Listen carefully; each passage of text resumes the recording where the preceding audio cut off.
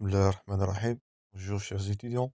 Après la BPCO, aujourd'hui on va voir une pathologie qui est menaçante, une urgence vitale qui met en jeu le pronostic vital. Donc vous devez maîtriser le cours d'aujourd'hui qui est le pneumothorax. C'est le cours de Dr Adila. Vous allez trouver tous les supports dans la description, chers amis, à télécharger. Je vous invite à abonner pour recevoir ces vidéos durant toute l'année. Contactez-moi à Instagram pour vos questions. Maximum de j'aime, maximum de partage et on commence. Donc, les objectifs de ce cours, c'est définir le pneumothorax spontané. Faites attention à ce terme-là. On va traiter aujourd'hui le pneumothorax qui est spontané. Comprendre les mécanismes physiopathologiques. Et c'est la rupture de Bleps qui est l'étiologie la plus répandue. Notez ça bien. Chercher les facteurs de risque. Ils sont prédominés, je répète, par le tabac.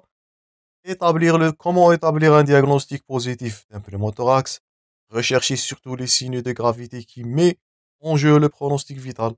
Traiter et prévenir le PNO spontané. Donc, en définition, premièrement, le pneumothorax ou le PNO, il est défini quand, ça c'est à retenir toujours, je répète, les notions de base sont à retenir par cœur, c'est la présence qui est anormale de l'air dans la cavité ou dans l'espace pleural.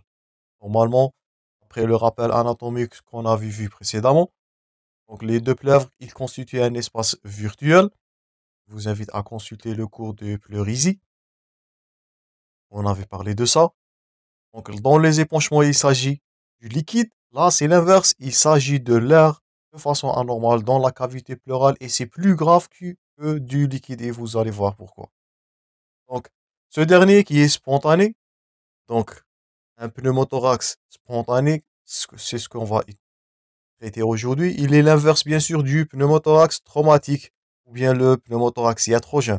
Lorsqu'on dira iatrogène, donc c'est dans un geste médical, par exemple une ponction d'acide,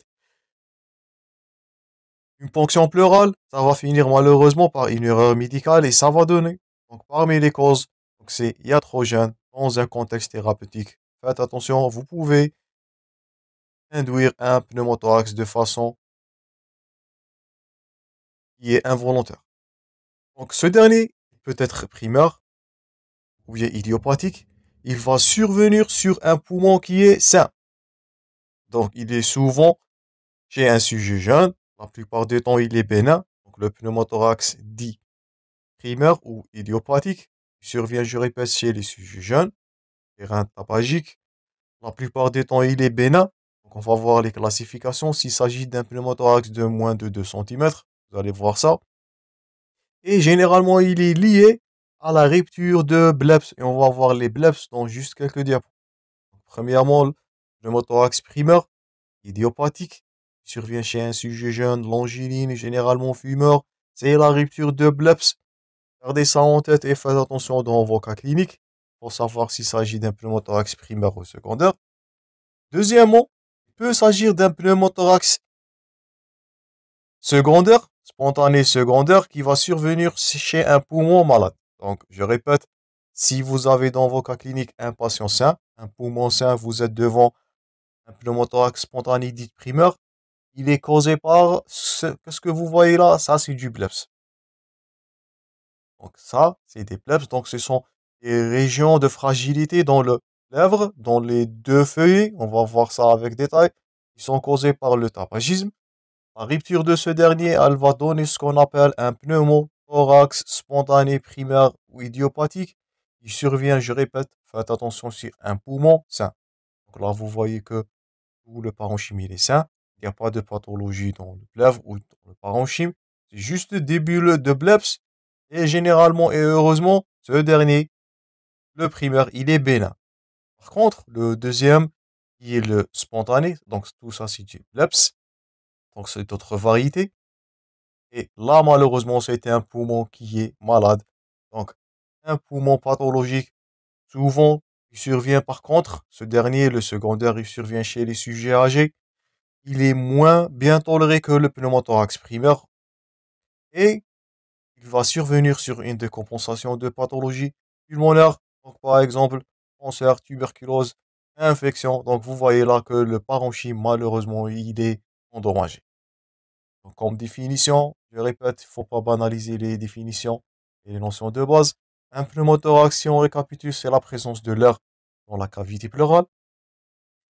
On va traiter aujourd'hui le pneumothorax spontané. Il s'agit d'un pneumothorax spontané, soit primaire, je répète, causé par les ruptures de bleps. Je répète, ça c'est les bleps. Il est souvent bénin.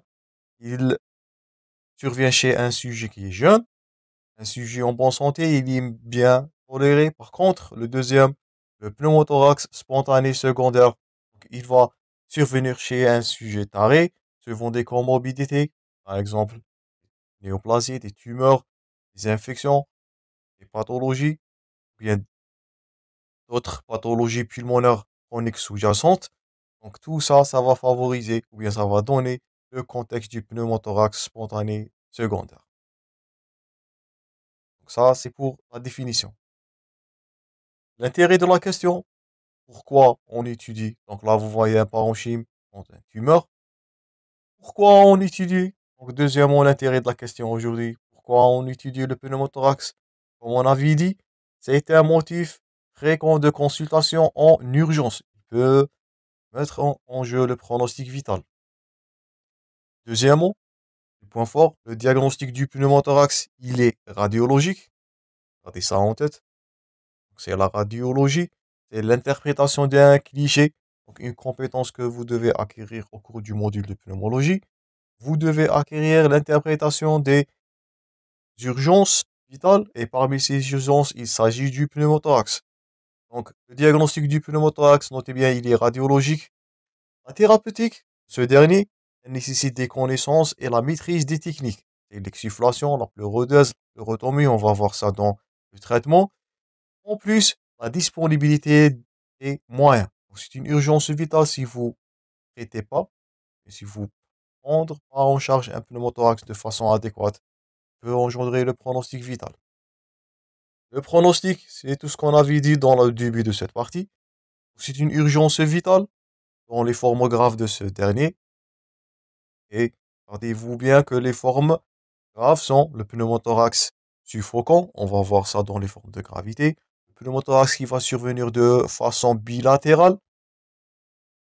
Donc tout ça sont des pneumothorax dites graves.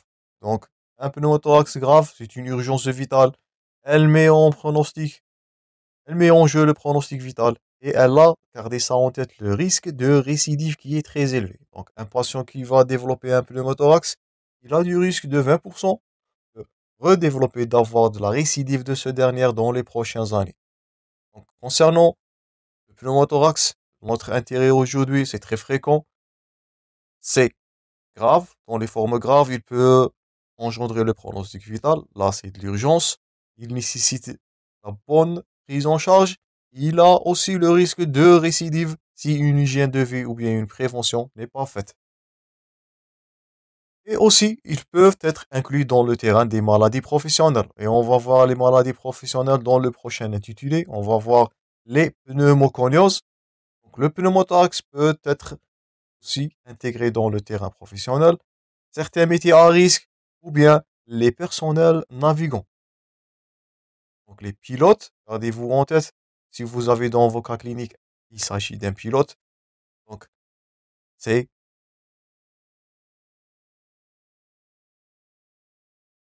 ces personnels qui travaillent dans l'altitude. Là, ils ont un risque de développer du pneumothorax. Donc, ça nous fait rappel à la physiologie de la respiration. Donc, c'est la pression négative à l'intérieur de la cavité pleurale qui va nous permettre de faire de l'inspiration. Une pathologie, un pneumothorax, il est dit suffocant.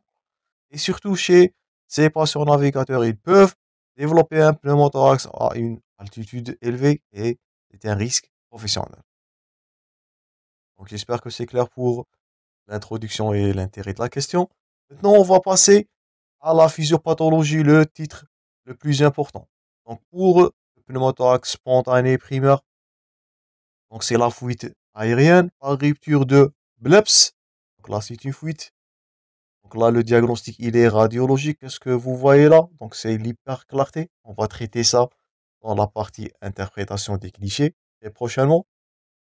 Donc là, vous allez évoquer le diagnostic d'un pneumothorax de grande abondance situé dans le champ pulmonaire droit. Il s'agit d'une pathologie qui est de type aérique, une anomalie aérique. Gardez-vous bien ce terme-là. On va parler de ça dans le diagnostic radiologique dans les interprétations des clichés. Donc là, il s'agit d'un pneumothorax. Un diagnostic, il est aisément posé. Là aussi, vous voyez la ligne de Tamoiseau, ou bien la liserée plutôt. C'est la liserée, donc qui témoignait du feuillet pleural. Gardez ça en tête. On va, je répète, le réaborder dans la partie interprétation des clichés. Donc, chez premièrement, le pneumothorax spontané, comme on a vu, c'est la rupture de Bleps. Donc, il est provoqué par le tabagisme. Donc, premier facteur de risque. Donc, bien, les éléments dans la genèse de la physiopathologie du pneumothorax spontané primaire. Donc, c'est une fuite aérienne par rupture de Bleps,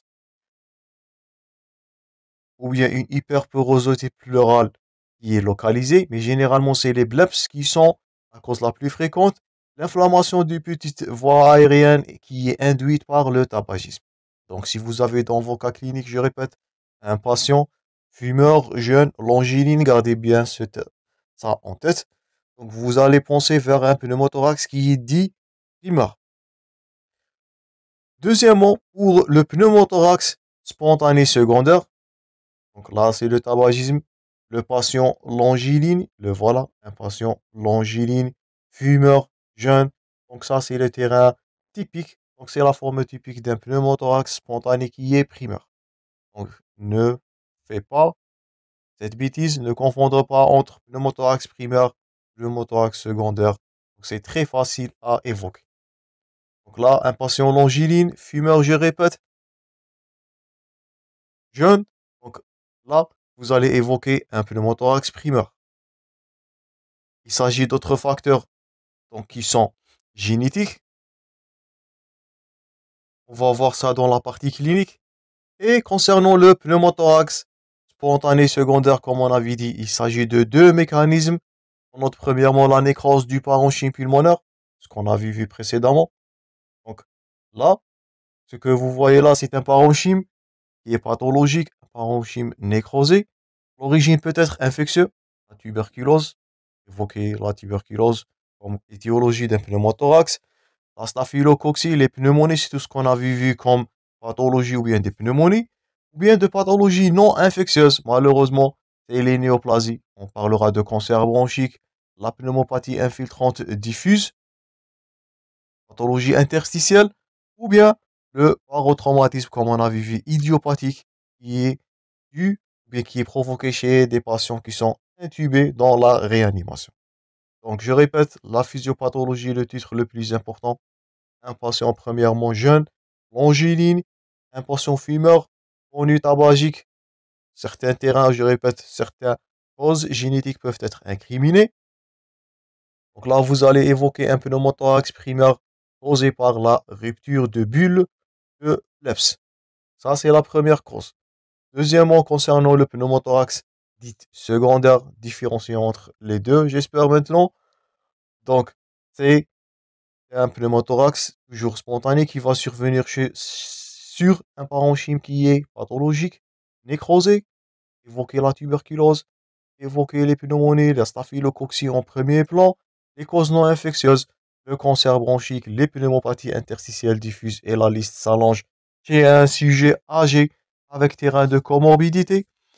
Et en plus de ça, évoquer le pneumothorax secondaire idiopathique ou bien le barotraumatisme chez les patients intubés dans la réanimation. Donc là, vous êtes devant un pneumothorax dit spontané secondaire. Donc ça, c'est tout pour cette première partie, chers amis. J'espère que vous allez maintenant faire la différence entre les deux aspects, ou bien les deux catégories, les deux types, pneumothorax primaire, pneumothorax secondaire. Donc, on va continuer ce cours très prochainement et on va aborder la partie clinique. On va voir les signes de gravité et bien sûr la conduite thérapeutique. Toujours, je vous remercie pour votre attention, chers amis. Toujours, bon courage dans vos préparations et à la prochaine.